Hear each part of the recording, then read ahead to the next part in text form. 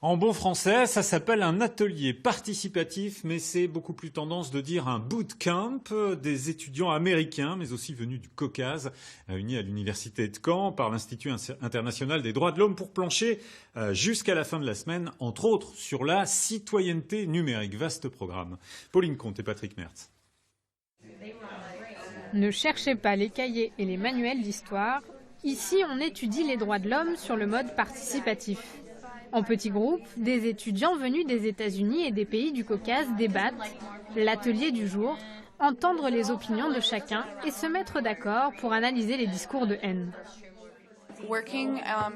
Travailler de cette façon, c'est plus interactif que si nous suivions un cours magistral, où on ne peut entendre qu'une seule opinion. Alors que là, nous écoutons tous les avis du groupe et nous travaillons ensemble.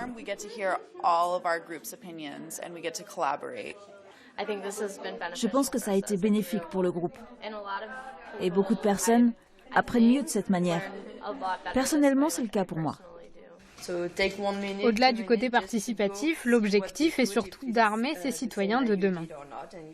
L'idée, c'est de faire phosphorer ces 16 jeunes-là pour qu'ils puissent ensuite repartir avec des idées de projets très concrets à mettre en œuvre pour faire valoir ces droits dans l'univers numérique. Alors pour avoir des idées de projets, rien de tel qu'une mise en situation. Les étudiants ont 3 minutes pour laisser libre cours à leur imagination et transformer des graffitis haineux dans un wagon fictif du métro parisien. Refuge, go home. Refuge, welcome home.